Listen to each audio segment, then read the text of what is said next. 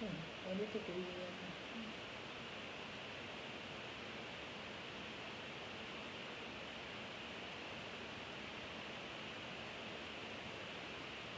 अभी तो शायद अभी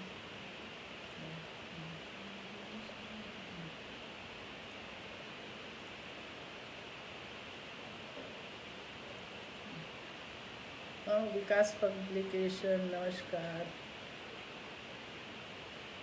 दत्त साहब नमस्कार।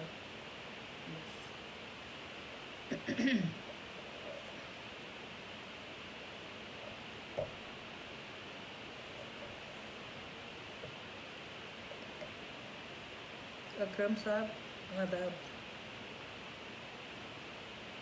संगीत चौहान आदाब। वैसे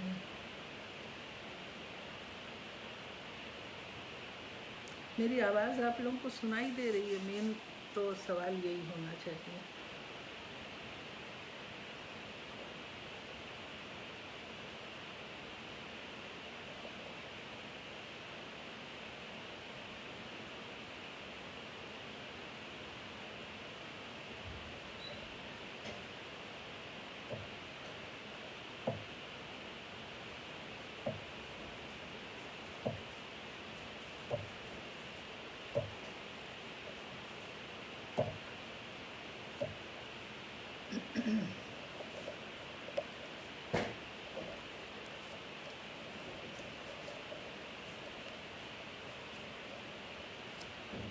तोमर साहब नमस्कार, कमलेश बख्शी कैसी हैं आप?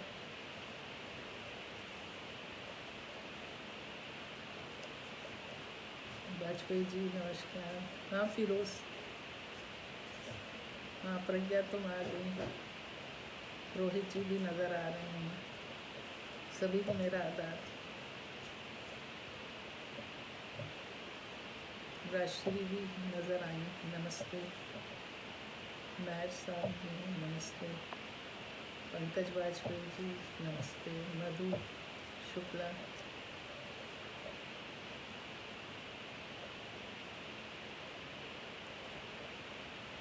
अच्छा, बोलना शुरू करें? ठीक है। अच्छा, मेरे सभी सुनने वाले जो मौजूद हैं उनको मेरा आदर प्यार, और वाग्मय और विकास प्रकाशन को विशेष धन्यवाद अभी से कह दूँ। हो सकता बाद में याद न रहे कि एक बहुत ही अच्छा इन्होंने सब्जेक्ट उठाया है। आवाज़ नहीं आ रही है मेरी तो बताइए, फिर ठीक करें हम।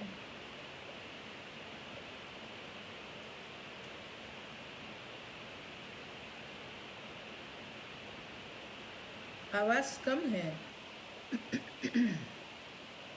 अब देखिए, आवाज़ ठीक आ रही है?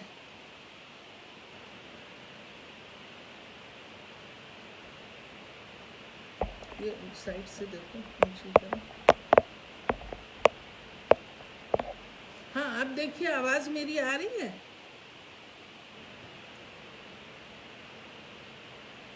आवाज़ धीमी आ रही, वो लगाओ तुम उसमें। कैसे धीमी आ रही है? आज नीलम मिश्रा भी आ रही है ना। मैं अभी आवाज़ को ठीक कर रही हूँ, नहीं तो फिर वो बड़ी दिक्कत होगी सुनने वालों को। फारूकी साहब आदाब से, अशोक तिवारी नमस्कार, शगुफ्ता न्यासी और अदीबा कहाँ है हमारी? अभी मैं इंतज़ाम करती हूँ, आप सब लोगों को आ जाएगी। इधर लगा दूँगा।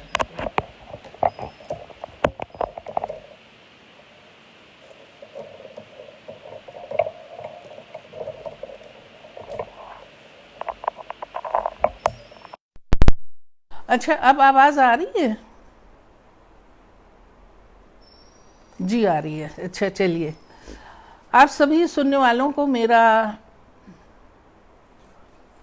आदर और प्यार। मैं बीच में किसी चीज़ का जवाब नहीं दे पाऊंगी, क्योंकि मेरा आदत है कि मैं फिर भटक जाती हूँ सोच के दायरे से। तो आज का जो टॉपिक है, मैं और मेरी साझी विरासत, तो मैं इस प्रोग्राम को शुरू करना चाहती हूँ इकबाल के शेर के साथ।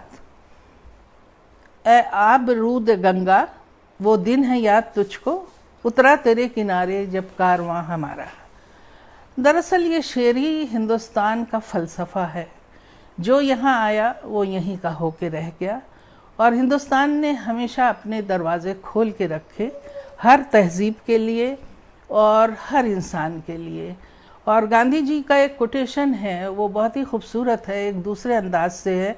वो हमारे रेडियो स्टेशन के जैसे ही आप एंट्री कीजिएगा बिल्डिंग में, उसके ऊपर लिखा हुआ दिखता है कि हम बाहर की हवाओं का स्वागत तो करें, लेकिन किसी हवा के साथ उड़े ना।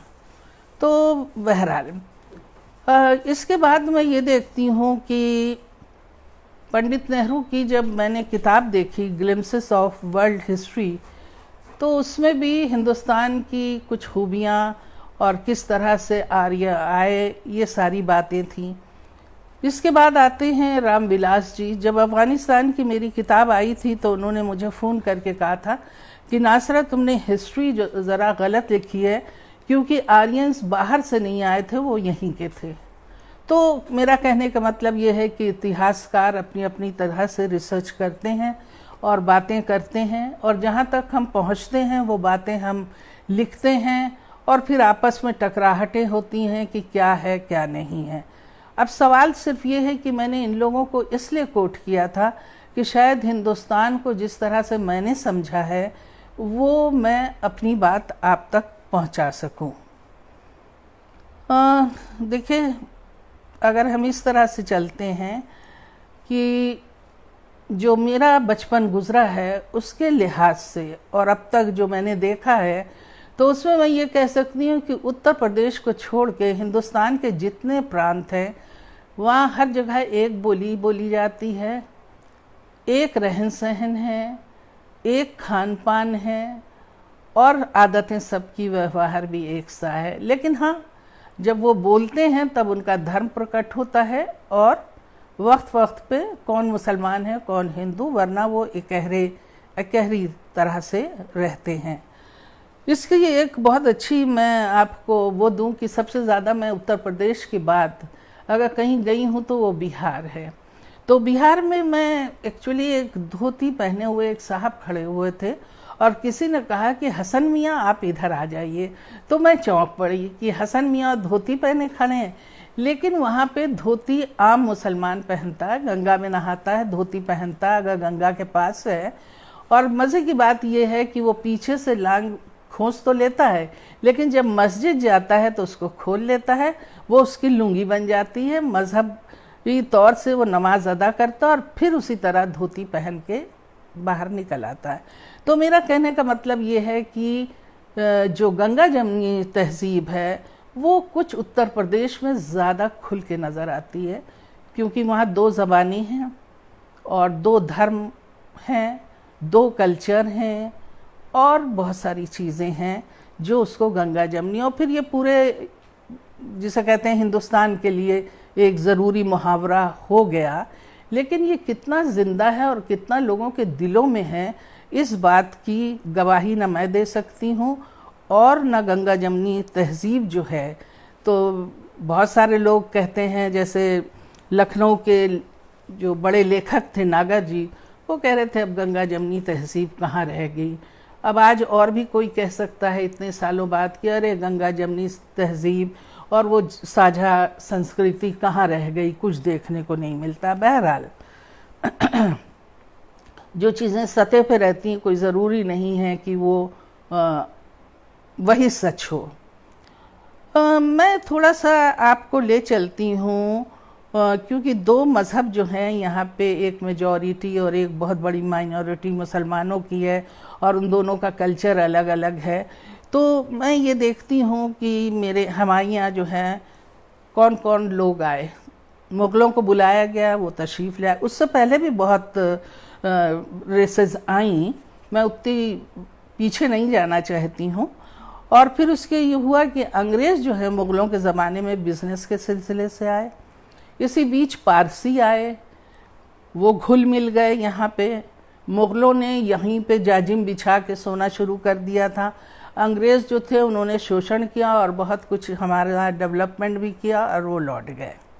ठीक है, उसके बाद देखिए जितने लोग अपने मुल्कों से परेशान थे उनको जब जब जगह मिली और उन्होंने सुकून का एहसास किया, उसमें चाहे यहूदी हों, चाहे अर्मनी हों और चाहे बांग्लादेशी हों। हमारी बहुत अच्छी एक्ट्रेस जो थी वो यहूदी थी, नादिरा। आन जैसी फिल्में और ढेरों फिल्में में उन्होंने एक्टिंग की, उन जैसा एक्ट्रेस अपने में अकेली थी। और दूसरे ये है कि बांग्लादेश रूना लैला आई, उन्होंने इस तरह के बहुत अच्छे हम लोगों को नगमे दिए, दमादम मस्त कलंदर, और आराम से वो रहीं, कोई परेशानी नहीं हुई हम लोगों को। इसी तरह क्रिश्चियंस हमारे यहाँ हैं, बंगाली हमारे यहाँ हैं और जैन हैं, सभी लोग आराम से अपनी अपनी तरह से रहते हैं। इसी बीच में जो इस्लाम आया सूफियों के ज़रिए से। अब जो सूफ़ी आए तो उस ज़माने में खूनरेज़ी बहुत हो रही थी और वो एक ख़ास मुजदे से यहाँ आए क्योंकि यहाँ सुकून था और यहाँ पे वो बसे। अच्छा, एक गलतफहमी मैं थोड़ा सा बात शुरू करने से पहले दूर कर दूं कि ये जो हिंदू है, हिंदू का मतलब है काला, और जो तरबूज है उसको ईरानी कहते हैं हिंदुआना। और चूँकि फ़ारसी ज़बान या कहिए उसकी पुरानी ज़बान में कुछ लफ्ज़ जो हैं ठीक से प्रोनाउंस नहीं होते हैं, वो बदल दिए जाते हैं, जैसे कमर, चमर, किबरीत, चिबरीत, ये सब। तो उसी तरह से जो सिंध था वो हिंद हो गया। लेकिन कुछ लोग जो तरकीब है संस्कृत की और फ़ारसी की, हिंदुस्तान, तो उसको ये सोचते हैं सिर्फ हिंदुओं की ज़मीन, दरअसल वो सिंध की ज़मीन है। ठीक है, तो एक बहुत ही मशहूर गाने वाली थी ईरान की, और ये गाना उसका बहुत ही मशहूर हुआ था कि मैं महबूब चाहती हूँ तो मिस्ल हिंदू, यानी वो सांवले लोग, वो काले लोग, वो महबूब है जहाँ पे वफ़ा की धरती है और जो साबित कदम मेरे लिए साबित हो सकता है।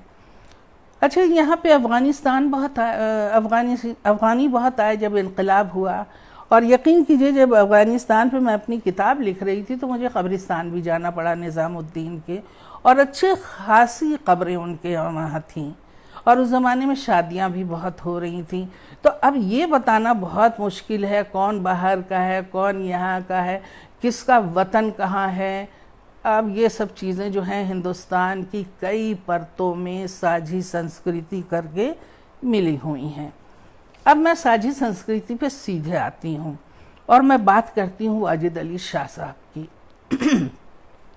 मुग़लों के साथ ये लोग आए और इन लोग जो थे हिंदुस्तान की ज़रख़ेज़ ज़मीन में जो अपनी संवेदनशीलता थी और सौंदर्य बोध थी, उसको उन्होंने मिक्स करके सबसे हसीन और सबसे खूबसूरत दरबार किया। ऐसा नहीं था कि दरबार थे नहीं, लेकिन हिस्ट्री में कहा जाता है कि ये सबसे ज़्यादा बेहतरीन दरबार हुआ करता था। अब हम अंग्रेज़ों को छोड़ते हैं कि उन्होंने इनकी क्या व्यक्तित्व का चिथड़े उड़ाए, या हमने उनको फॉलो किया, या हमने नवाबों का मजाक उड़ाया, या हमने अपनी लेखनी में उनको अय्याश का, जो भी हो, लेकिन हम तारीख़ के पन्नों से धूल हटाते हैं, कुछ और चीज़ देखने की कोशिश करते हैं जो उनकी खूबियाँ थीं। मैं बुराइयों को चैलेंज नहीं कर रही, बुराइयाँ हो सकती हैं जब लोगों ने लिखा है। वाजिद अली शाह जो थे उनका बहुत बड़ा योगदान है। जब वो पैदा हुए तो ज्योतिषियों ने कहा कि भाई ये तो जो हैं ये बहुत ही इनके लिए मुसीबत होगा, तो इनको आप जोगी बनाया कीजिए हर साल। तो जब ये बड़े हुए तो उन्होंने जोगिया जश्न शुरू किया। अच्छा, जोगिया जश्न बड़े उससे होता था। अच्छा, इनमें खूबियाँ ऐसी थीं, संगीत की थी, नृत्य की थी, शायरी की थी, और यहाँ तक मैं कह सकती हूँ कि उर्दू का जो पहला नाटककार कोई गुज़रा है और नाटक करने वाला कलाकार वो वाजिद अली शाह ही थे।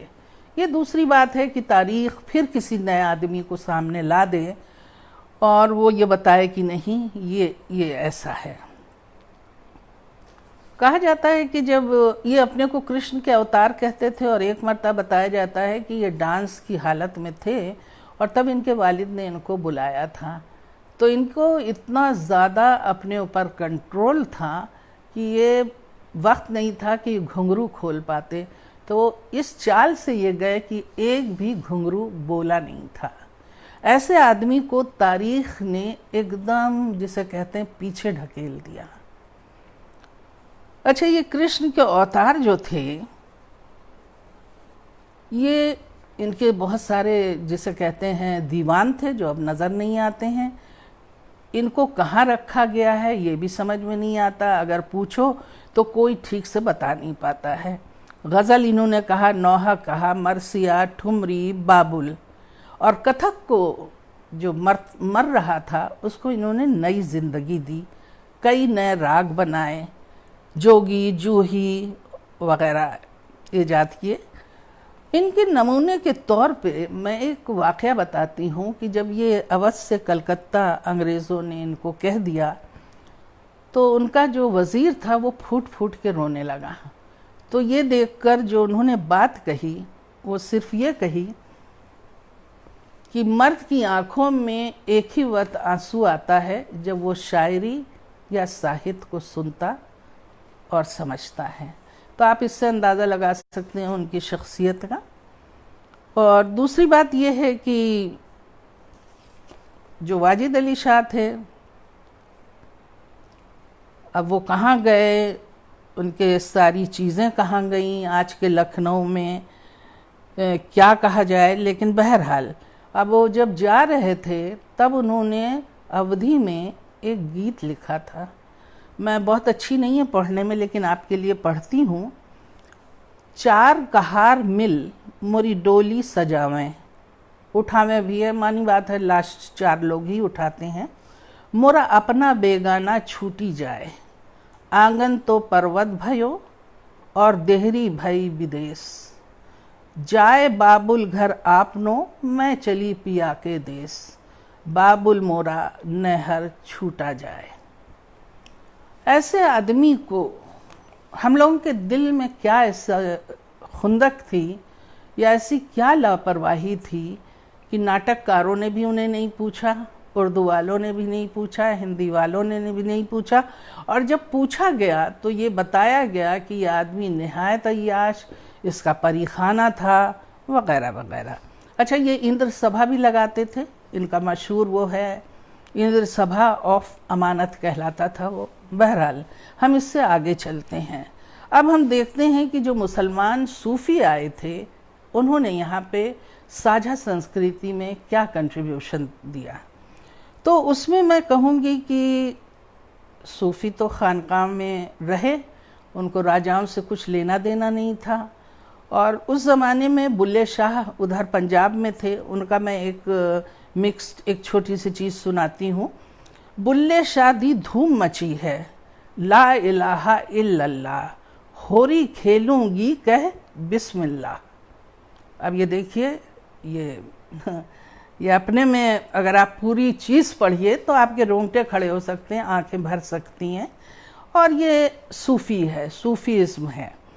इसके साथ एक निज़ाम बंसरी करके एक किताब लिखी थी निज़ामुद्दीन के ख़ानदान के, चिश्ती फैमिली के, और उसमें उन्होंने ज़िक्र किया था इनका,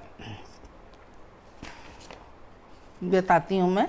ये एक दक्कन का एक राजकुमार था हरदेव, उसको सख्त नफ़रत थी मुस्लिम राजाओं से, लेकिन वो किसका मुरीद था? वो मुरीद था इनका निज़ामुद्दीन का।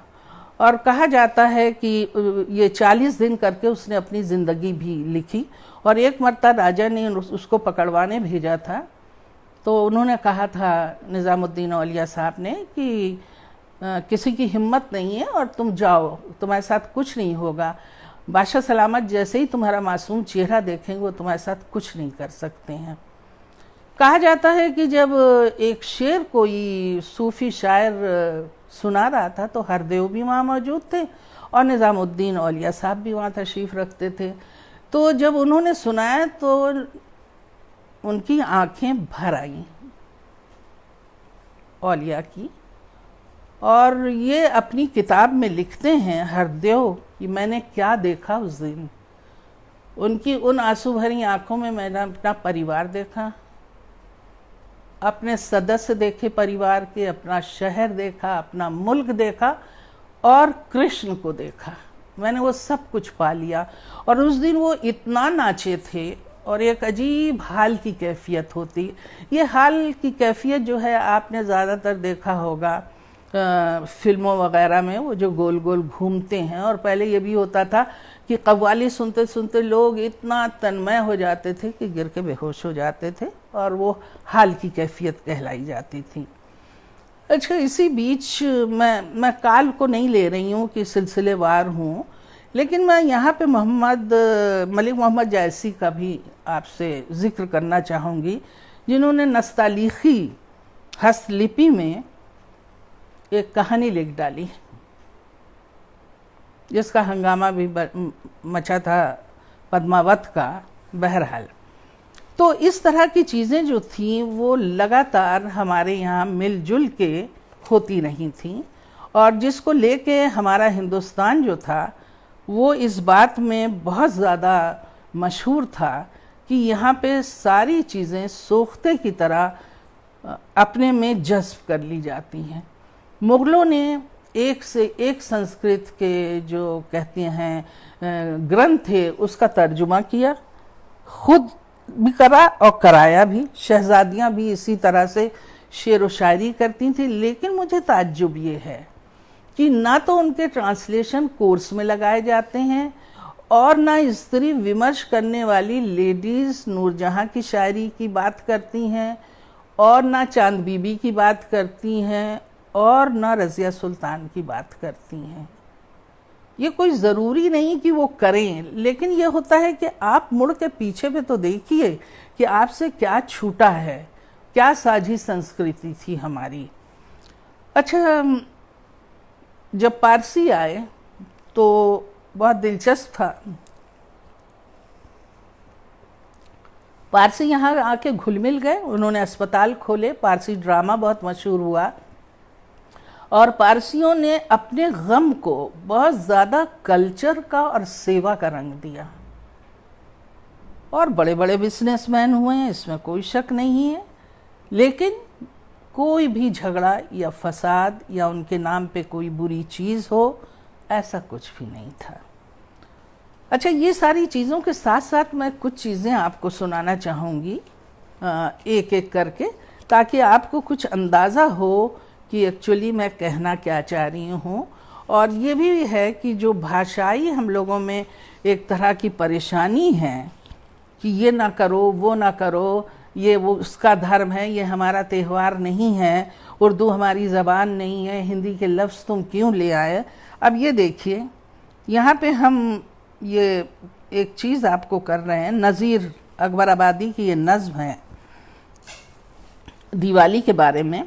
हर एक मकाम में जला फिर दिया दिवाली का, हर एक तरफ को उजाला हुआ दिवाली का, खिलौने खेलो बतासों का गर्म है बाजार, हर एक दुकान में चिरागों की हो रही है बहार।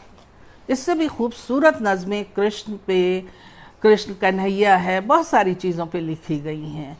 और इसीलिए उर्दू पढ़ने वाले लोग जो हैं, कल्चरली हिंदुस्तान की तारीख़ से पुराने लोग बहुत ज़्यादा करीब थे, उनका पूरा सिस्टम उस चीज़ में आलूदा था। अब यहाँ पे देखिए, जोश मलिहाबादी हैं जिन्होंने बड़े बड़े इनकलाबी नज़में लिखी हैं। अब वो ये किस किस्म की नज़म लिखते हैं। चहके बहके नर नारी, सब मिल मिल बारी बारी, छलकी पंखट में गगरी, अर्जुन ने धनुक लचकाई, ये किन्ने बजाई मुरलिया, हृदय में बदरी छाई। अब देखिए, ये इनको क्या पड़ी थी, मुरली को याद करने की और अर्जुन को याद करने की और इंद्रधनुष को याद करने की। लेकिन बहरहाल आप हिंदुस्तान में रहते हैं, उस हवा और मिट्टी के साथ जीते हैं, तो आप उससे अलग कैसे जा सकते हैं।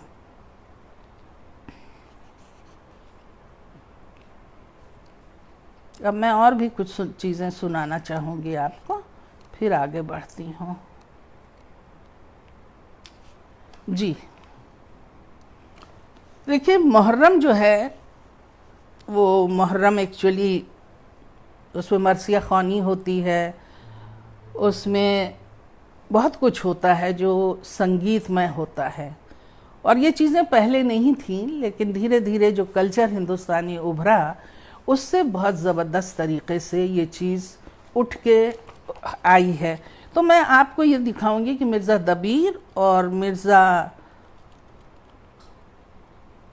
मीर अनीस ने कितने खूबसूरत मरसिए, देखिए अरब की ज़मीन पे जो कुछ भी हुआ उसको उन्होंने हिंदुस्तानियत में किस तरह से डाला है, उसकी मिसालें, उसकी चीज़ें, उसकी सब कुछ, और वो उर्दू की ये आसान ज़बान में कहा गया है। ये बहुत दिलचस्प है।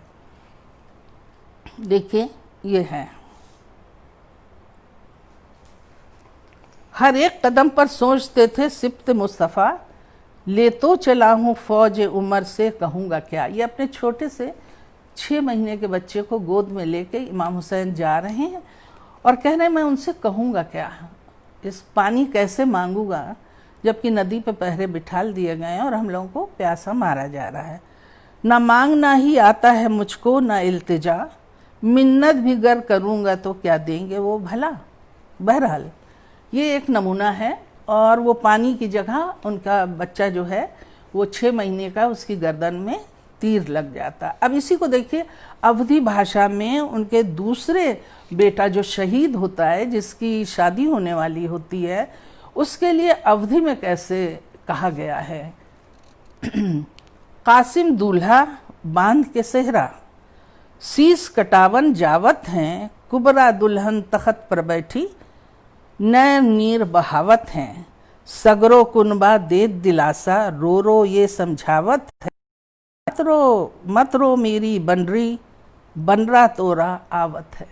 अब आप देखिए कि क्या चीज़ जो है लोग कर देते हैं किसी एक चीज़ से उठा के अपनी अपनी भाषा में। और ये इमाम हुसैन का जब सारा कुनबा बड़ी तकलीफ़ में था तो उस चीज़ को पूरी दुनिया अगर पढ़िए आप तो हिल जाइएगा।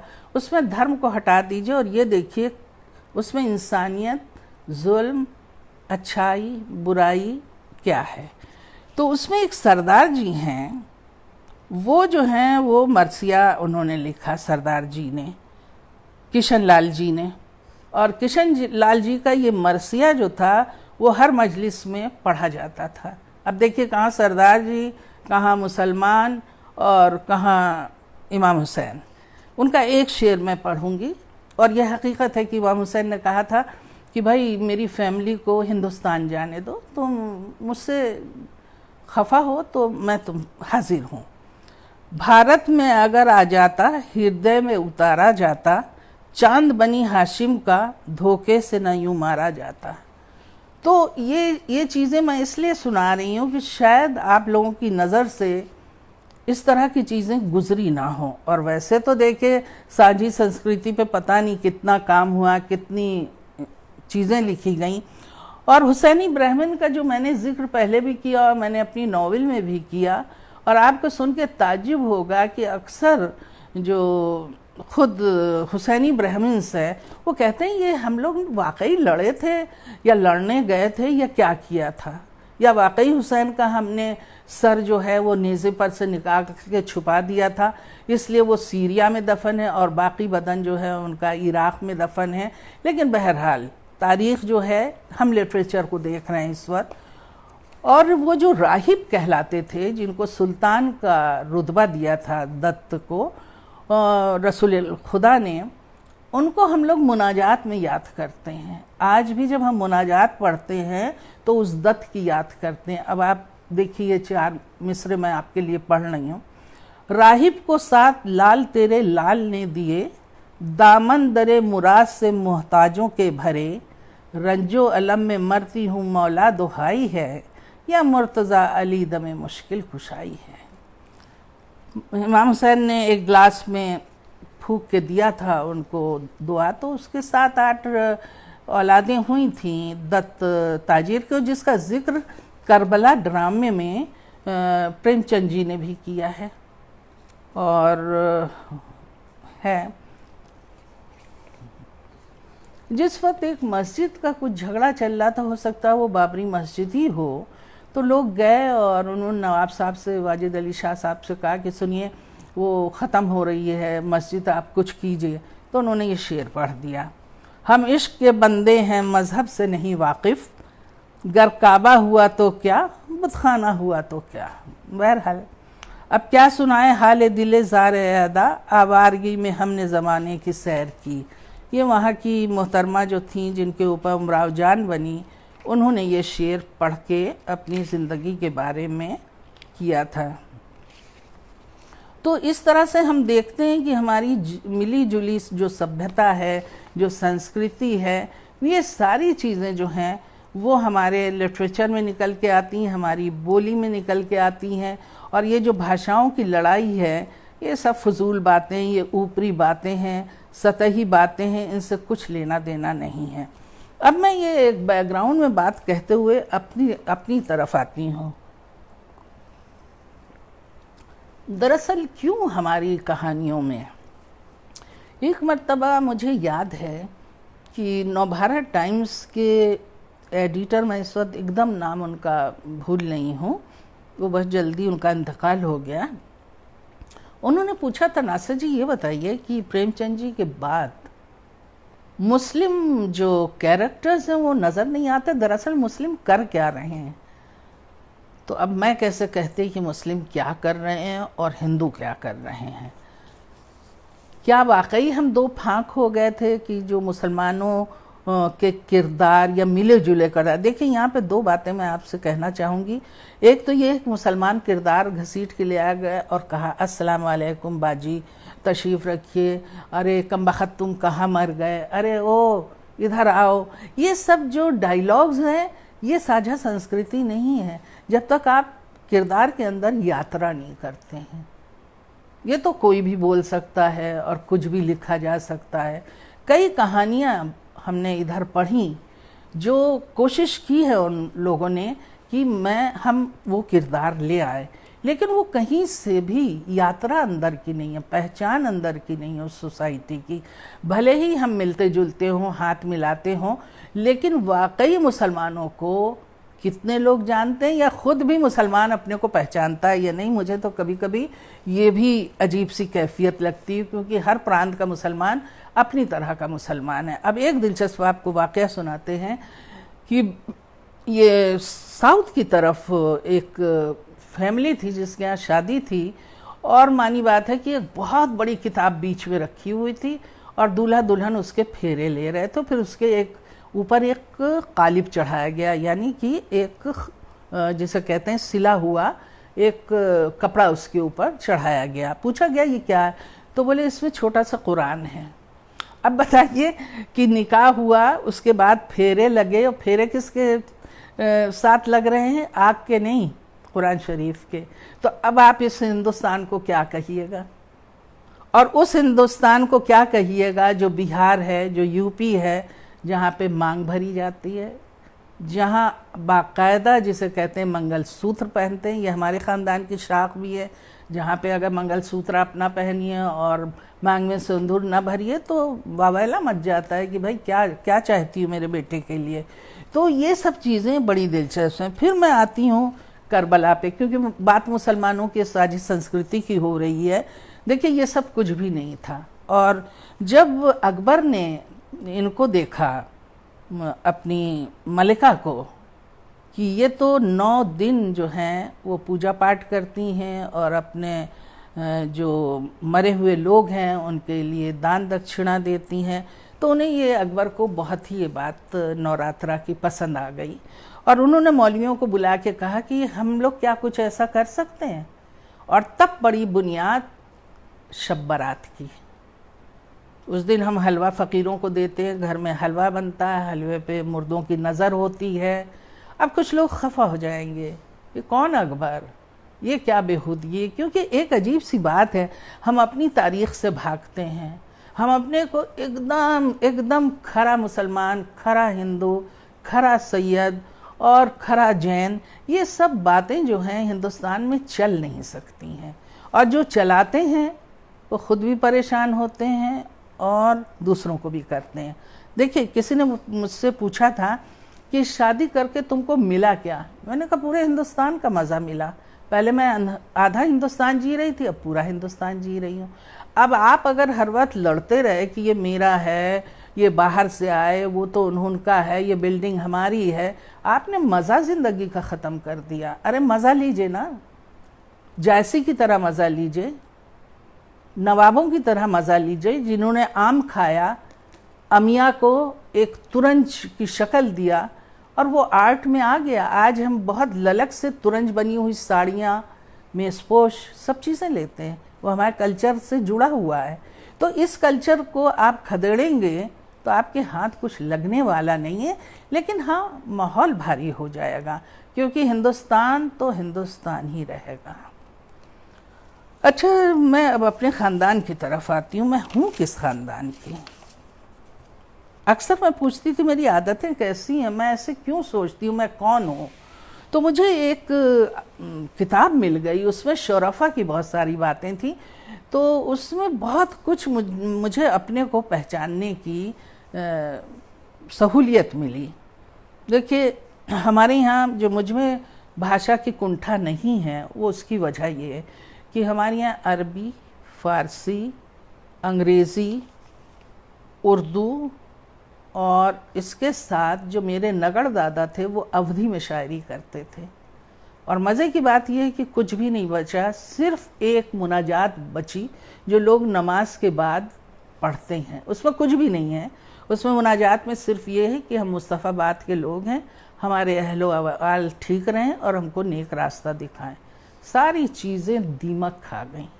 ये भी वक्त की सितम ज़रीफ़ी है कि हम लोग उतने अलर्ट नहीं थे, हम लोग इतने दवा दारू और देखभाल की चीज़ें हमारे पास नहीं थी।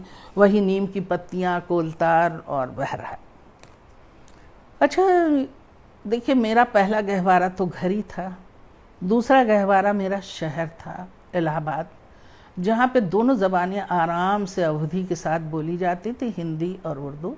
लिखी भी जाती थी, बोली भी जाती थी, मिक्स्ड होके भी बोलते थे, उसमें अवधी की चाशनी भी थी। फिर हम स्कूल गए कॉन्वेंट में। कॉन्वेंट में तो मानी बात है कि बहुत ही मदर थी, अंग्रेज़ियत थी, सब कुछ थी, लेकिन किन्हीं कारणों से फिर मैं गई हमीदिया गर्ल्स कॉलेज। अब वहाँ का देखिए तारतम्य, 3 टीचरें थी हमारी हिंदी की, और उनमें से एक संस्कृत की उमा बहन जी थी, और तीनों से हम लोगों की बड़ी दोस्ती थी। और हम लोग बहुत शरारत करते, जब वो रूप पढ़ने को कहती थी तो लड़कियां बहुत तेज़ी से पढ़ती, रामा राम राम राम राम, तो बहन जी कहती थी, उमा बहन जी कि संभल संभल के ठीक से पढ़ो। कहा नहीं बहन जी, फिर हम भूल जाएंगे क्योंकि हमने याद ही ऐसे किया है। तो इस तरह के दोस्ताना रिश्ते जिसमें अदब भी था, और तो हम लोग हिंदी के और संस्कृत के बहुत करीब जाने लगे। उसके बाद आता है स्कूल के बाद, और हमारी प्रिंसिपल जो थी वो थी हमारी क्रिश्चियन, और उनकी बहुत ललक थी कि लड़कियां आगे बढ़ें।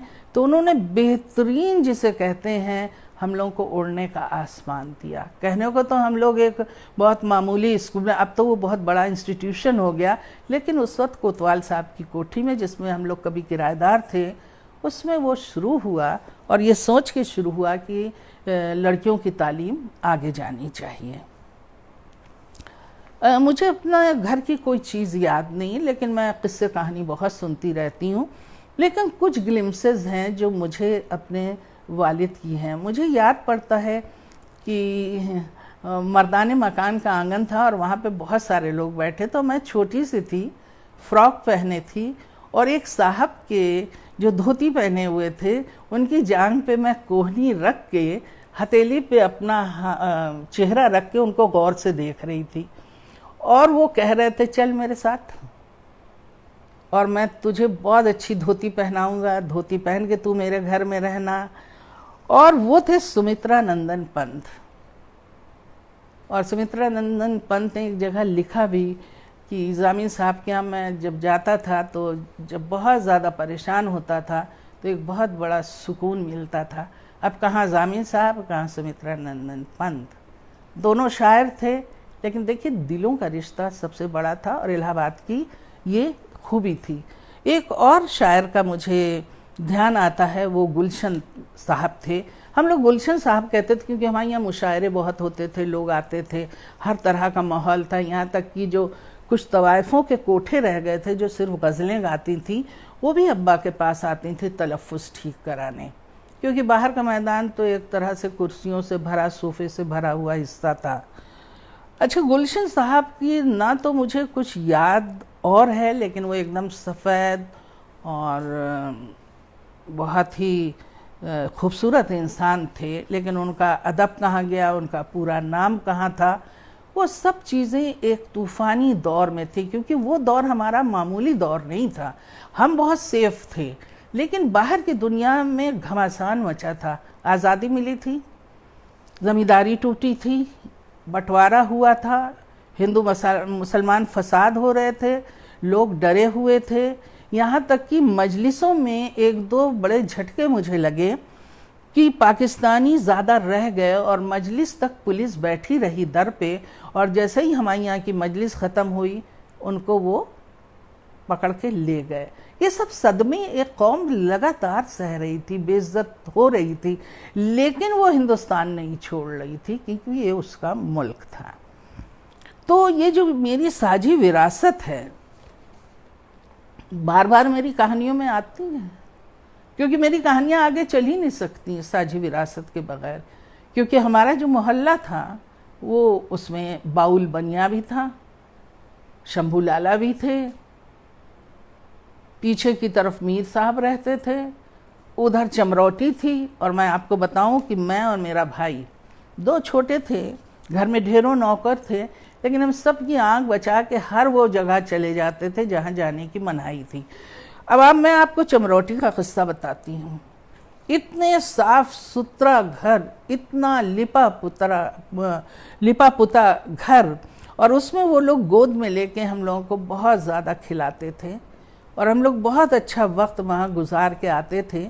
और रास्ते में से जब वो औरतें बम पुलिस की तरफ जाती थीं लोटा लेके, तो सलाम दुआ होता था। हमारे यहाँ जो एक फ़ौज तामीर हुई थी अंग्रेज़ों और जनता के बीच में, मैं बहुत मरतबा उसके बारे में पूछती हूँ फिर भूल जाती हूँ। बहरहाल, तो उस फ़ौज में मेरे वालिद जो थे कैप्टन की पोस्ट पे थे, तो उनको एक साहब मिले थे जगजीवन। वो क्रिश्चियन थे जो रंग रूट पकड़ के लाते थे, या क्या था, मैं बहुत ज़्यादा क्लियर होती हूँ और फिर कंफ्यूज्ड हो जाती हूँ।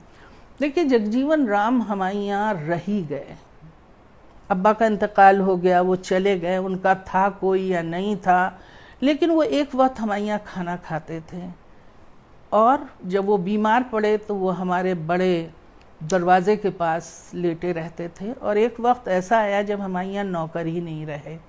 एक बुआ थी और अम्मा क्या उठाती इतने लंबे चौड़े आदमी को, और हम लोग छोटे थे। उनको एक बहुत ही दूर ले जाके हम लोगों ने कहीं रखा था जहाँ कोढ़ियों का एक कुछ था, और हम लोग बाकायदा उनको देखने जाते थे। देखिए क्या रिश्ता था हमारा उनसे, लेकिन हम देखने जाते थे। और जगजीवन राम जब वहाँ मरे, उनको राम हमारे भैया चढ़ाने के लिए कह देते थे, तो हम लोग बहुत रोए थे कि जगजीवन चले गए। अब लोग कहेंगे हिंदुओं के लिए आंसू बहाना हिमाकत है। इसी तरह की थिंकिंग आ गई है हिंदुओं में, मुसलमानों के लिए क्या। अब तो हमारे वर्ग के लोग आपके मुंह पे कहते हैं, बहुत कुछ कहते हैं जो पहले ज़रा शर्मा हुजूरी में नहीं कहा जाता था। तो ये हम किस तरफ बढ़ रहे हैं, और ये मान है कि ये हिंदुस्तान है, ये साझी संस्कृति का एक नमूना है पूरी दुनिया के सामने। इसको बर्बाद करके आप सबको मिलेगा क्या, जो मुट्ठी भर लोग हैं, और जो बहक वो भी होश में आ जाएं कि आप कहाँ पे, आपको होना पड़ेगा। उर्दू में गीता पढ़ा गया, रामायण पढ़ी गई, अभी भी किसी ने तर्जुमा किया, शेरों में किया। क्या बात है, क्या चीज़ है जो हमें कृष्ण और राधा की तरफ ले जाती है। हम घंटों उनकी तस्वीर देखते हैं, उसमें हमको आर्ट दिखता है, उसमें मोहब्बत दिखती है, फ़लसफ़ा दिखता है, उसके एक एक जेवर को हम देखते हैं। गणेश जी के पास चूहा बैठा देखते हैं। और मैं आपको बताऊं कि मेरे मोहल्ले में एक बहुत बड़ा पेड़ था नीम का, और उसके ऊपर हनुमान जी की छोटी सी वो चिपकी रहती थी, और उनकी धोती बड़ी लचका लगी हुई। हम लोग बचपन से, और जब बड़े हो गए में गई तो इतनी तेज धक्का मुझे लगा, नीम का पेड़ जो था गिर गया था, और उसकी जगह बजाय दूसरा नीम का पेड़ लगता, या उसी स्टाइल से हनुमान जी वहाँ बिठाए जाते, वहाँ एक मंदिर बन गया और चढ़ावा चढ़ने लगा। तो वो जो सौंदर्य बोध होता है, जो कशिश होती है, जो यादों का एक हिस्सा होता है साझी संस्कृति का, वो डैमेज होता है इन बातों से। लेकिन हम उसको रोक नहीं सकते हैं। हम उन चीज़ों को रोक सकते हैं जिससे हिंसा होती है, या हमारी कहानियों में वो चीज़ उभर के आती है। हम वीडियो बनाते हैं, दूसरों के धर्म को बर्बाद करते हैं, बुरा भला करते हैं, प्रोवोक करते हैं, और कुछ इस तरह की चीज़ें हैं। और हम इस वक्त बहुत बुरे दौर से गुज़र रहे हैं, जब बहुत सब्र से हमको काम लेना है, और बहुत ही ध्यान से ये देखना है कि हम एक्चुअली हमारे लिए क्या सबसे ज़्यादा सेहतमंद है। तो ये इस चीज़ को मैंने ही हमेशा अपने सामने रखा, क्योंकि मेरा बचपन जो है इन्हीं लोगों के साथ गुजरा है, इन्हीं लोगों के साथ गुजरा है। हमारे यहाँ कितने लोग ऐसे थे जो आते थे और अपनी चीज़ें रखवा के जाते थे। हमारे सारे जो किराएदार थे, क्योंकि कोठी बहुत बड़ी थी और हम लोग बहुत छोटे रह गए थे, संयुक्त परिवार टूट चुका था, हमारे सारे जो किराएदार थे वो नॉन मुस्लिम थे, बंगाली थे, और इतना हंसी खुशी से हम लोग आना जाना, कभी ये बात ही नहीं हुई कि एक्चुअली सिलसिला है क्या। अब नौकर आपसे पूछते हैं, आप मुसलमान हैं, आप बड़े का गोश्त खाते हैं, हम काम नहीं करेंगे। देखिए, सियासत आपको किस लेवल पे और कहाँ तक पहुँचाती है। पलट के पूछो, भाई तुम तो क्रिश्चियन हो, हमने तो तुमसे नहीं पूछा कि तुम सुअर खाते हो, तो तुम ही कैसी बात कर रही हो। तो ये जो डायलॉग ठूस ठूस के लोगों के मुंह में डाले जा रहे हैं, और इसमें इंटेलेक्चुअल्स भी शामिल हो गए हैं, वो बहुत अफसोस की बात है। अपने ही मुल्क में अगर आप फसाद फैला रहे हैं, बजाय इसके कि कोई और फौज आए और आपके ऊपर बम्बारमेंट करे या सरहद के ऊपर अंदर घुसाएं, आप तो खुद अपने को लुटाने पे तैयार हैं। उर्दू यहाँ की ज़बान नहीं, ले जाओ, जितना कुछ लिखा गया ले जाओ, फ्री स्टाइल से ले जाओ, हमें कोई इतराज़ नहीं, ले जाओ। भाई क्यों ले जाओ। उसके बाद जितने भी दस्तकार हैं, हमें ज़रूरत नहीं है इन दस्तकारों की, जब चाहे चले जाएं। जितने आर्टिस्ट हैं, किसी ने कोई बात कह दी, जाओ जाओ जाओ। तो भाई पाकिस्तान से ज़्यादा लकी तो कोई हुआ ही नहीं, हमारे मुल्क का हिस्सा है। ठीक है, हम लोग वहाँ जाके आबाद हो सकते हैं, लेकिन भेजने का भी तो कोई सुविधा आप बनाएं कि सिर्फ ज़बानी ही जमा खर्च हो गया। तो आप किसी दूसरे के गुरूर को बढ़ा रहे हैं और अपने गरीबान में झांक नहीं रहे हैं कि आप कर क्या रहे हैं। ईसा मसीह के साथ की तरह हम ये तो नहीं कह सकते कि खुदा इन्हें माफ़ करें, ये नहीं जानते कि ये क्या कह रहे हैं, ये वाकई नहीं जानते, ये हिंदुस्तान को नहीं पहचानते, ये अपनी डिग्निटी को नहीं पहचानते, ये कुछ भी नहीं पहचानते हैं। ये एक टुकड़े के लिए लड़ना है कि टुकड़ा, हिंदुस्तान बहुत बड़ा है, परतों वाला है। आप खान पान का प्रोग्राम देखिए, आपका दिमाग ख़राब हो जाता। इतने दिनों तक कश्मीर प्रॉब्लम रहा, एक प्रोग्राम आया और क्या खूबसूरत प्रोग्राम था वहाँ का खाने का, और एक अलग क्लास हम लोगों को दिखाया गया कि ये कश्मीरी हैं। कल्चर पे तो हमारे यहाँ बात ही नहीं हुई कभी, सिवाय इसके कि मुसलमान गोली मार रहे हैं, मुसलमानों ने हिंदुओं को ये किया, हिंदुओं को वहाँ से भगा दिया, फिर ये हुआ, इतना दिमाग में हुआ। वो अद्धे मारते हैं, यहाँ से गोली मारी जाए तो कोई बात नहीं, वहाँ सब लोगों को अंदर कर दिया जाए तो कोई बात नहीं, लेकिन वो बहुत बुरे हैं। ये कौन सा तरीका है जीने का। यही हमारे यहाँ नागालैंड में होता है, यही हमारे यहाँ मिज़ोरम है। तो अपने ही लोगों के खिलाफ अपने लोग खड़े किए जाते हैं, तो फिर अखंडता कहाँ हुई, अनेकता कहाँ हुई, भिन्नता कहाँ हुई। सिर्फ यूं ही हवाई में हुआ। बड़ा गर्व है कि हम हिंदुस्तानी हैं। हिंदुस्तानी होने का मतलब क्या है, सिंध की सभ्यता और यहाँ तक। मुझे याद है जब पाकिस्तान गई थी तो बहुत जगह देखने का मौका मिला, और कायदे से तो मैं गई थी पाकिस्तान नहीं, सूबे सरहद पठानों से मिलने के लिए जो एंटी अफगान रजीम थे उस वक्त। जब मुझे पता चला कि मोहनजोदड़ो जो है वो यहाँ पे है, तो आप यकीन कीजिए कि कितने दिमागी सदमा लगा, क्योंकि किताब में तो पढ़ते थे वो हमारा है हमारा, ये हो क्या गया, कहाँ चला गया वो। खैर उस वक्त वहाँ बहुत ज़्यादा फसाद था तो हम लोग इजाज़त नहीं मिली उधर हमें जाने की। लेकिन इस बात का जिक्र मैंने बहुत तकलीफ़ भरे शब्दों में एक बच्चे के ज़रिए जिंदा मुहावरे में दिखाया है कि आप कैसे तड़पते हैं कि जिन चीज़ों के साथ आप बड़े होते हैं उनको एकदम काट के फेंक दिया जाता है। एक पार्टी जिसने हमें आज़ादी दिलाई वो इतनी करप्ट थी हमको पता ही नहीं चला, और 70 साल तक हम जीते रहे। ये है क्या चक्कर? इस चक्कर को कौन ख़त्म करेगा? हम और आप करेंगे ना।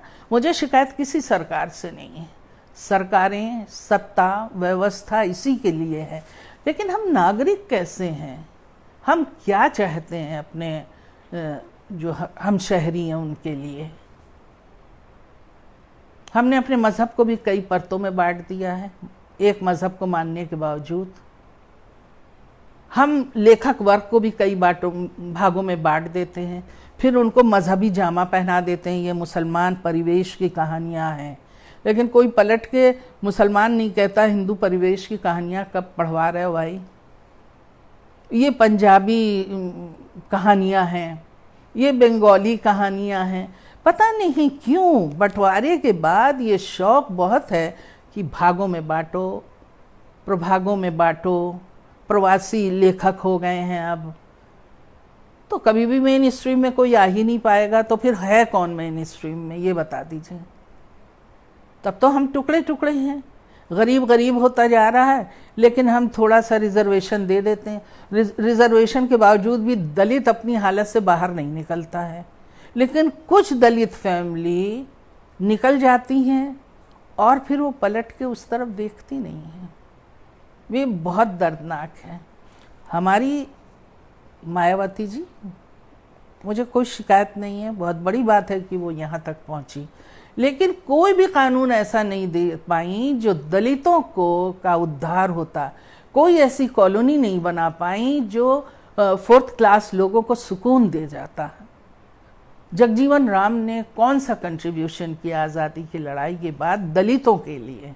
मैं ये नहीं कहती हूँ कि आप हिंदुस्तान से हट के अपनी कौम की देखभाल करें, आप उनको वीकर सेक्शन की तरह, क्योंकि भुक्तभोगी हैं, उसको देखते हुए उन्हें कीजिए ना। आज भी जिस तरह दलितों के साथ बर्ताव होता है, शर्मिंदगी शर्मिंदगी। और मैं ये कोटा और इन सब चीज़ों के खिलाफ हूँ, इससे कोई तरक्की नहीं होती, इससे करप्शन बढ़ता है। तो मेरा कहना यह है कि जिस मुल्क में साझा संस्कृति रही है और भरे पूरे वार हैं, वहाँ हमको अपने सेब खाने को नहीं मिलते, ताज़ी सब्जियाँ हम तक पहुँचती नहीं हैं, हमारी वो सारी खूबसूरतियाँ पता नहीं कहाँ चली गई हैं। पुरानी दस्तकारी दम तोड़ रही है, उसकी जगह आर्टिफिशियल चीज़ें मशीन से आ रही हैं। तो दरअसल हमारी संस्कृति को हो क्या गया है, हम बनना क्या चाहते हैं? इतनी बड़ी मूर्ति इतने बड़े पैसों में चाइना के आर्टिस्टों को दी गई। मुझे पूरे वक्त यही परेशानी लग रही थी कि हर आदमी बचकाना अंदाज से कह रहा है कि चाइनीज़ चीज़ को ना लो, ये ना लो, तो फिर उस बड़ी सी मूर्ति का क्या होगा? भाई आपका दिमाग भटकता है, आप उसकी भटकन के ऊपर रोक नहीं लगा सकते हैं।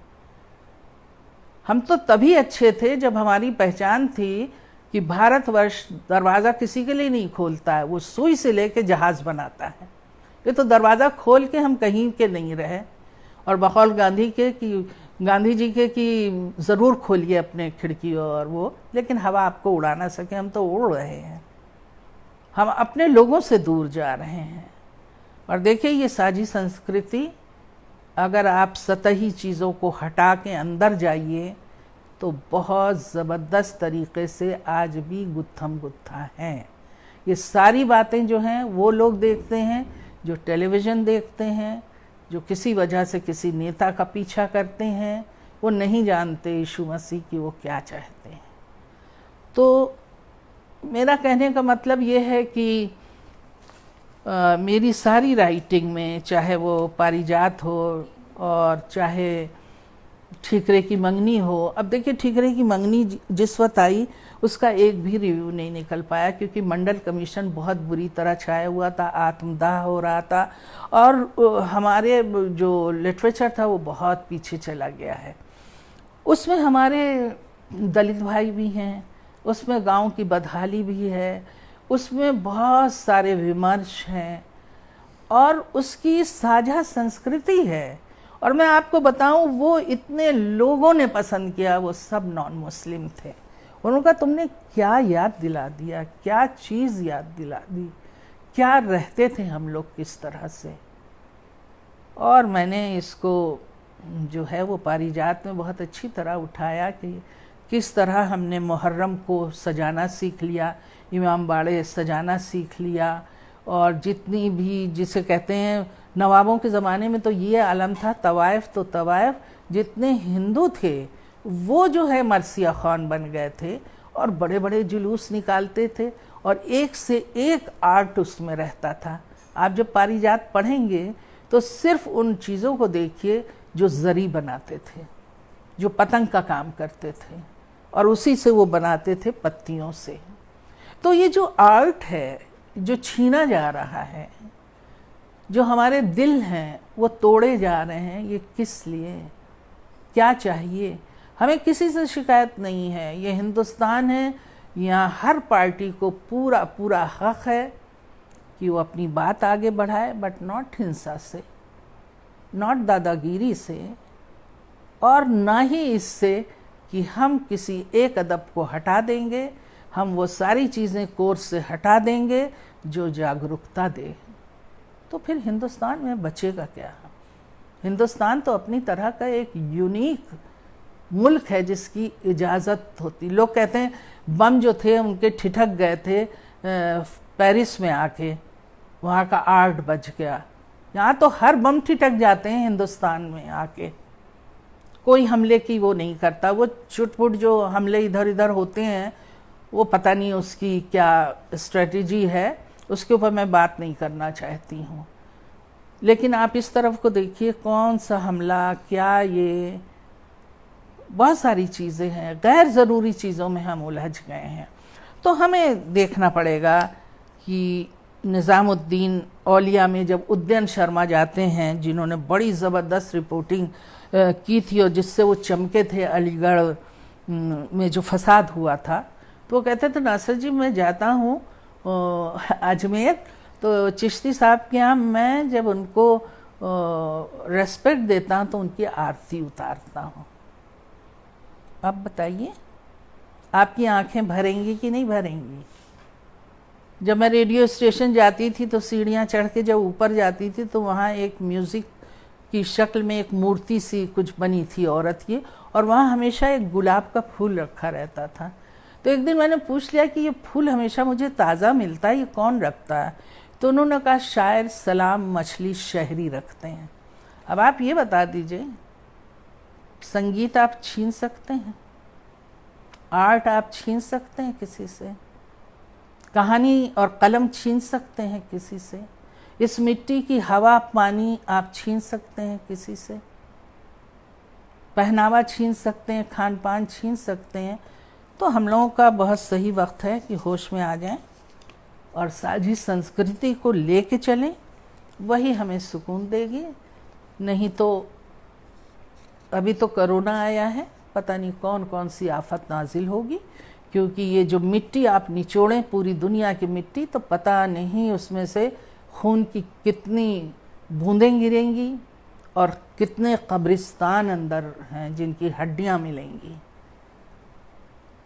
मरना तो सबको है और सभी कुछ है, लेकिन जिस तरह से अंधाधुंध तरीके से हम एक दूसरे के दुश्मन हो रहे हैं, वो विश्व स्तर के ऊपर भी हम कबूल नहीं कर सकते हैं।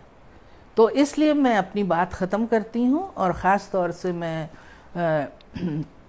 शगुफ्ता को और फ़िरोज़ को थैंक्स देती हूँ कि उन्होंने मौका दिया और ये सीरीज़ आगे बढ़ा रहे हैं। इसकी भी मुझे खुशी है कि इसकी बहुत सख्त ज़रूरत है हमारी नई जनरेशन को, जिसको भटकाया जा रहा है या जो खुद भटक रही है, जो डिप्रेस्ड हो रही है। आप ये देखिए कितने जवान हसीन बच्चे हमारे, चाहे वो पत्रकार हो, चाहे जवान किसान हो, चाहे फिल्म एक्टर हो या मामूली आदमी हो, आत्महत्या कर रहा है।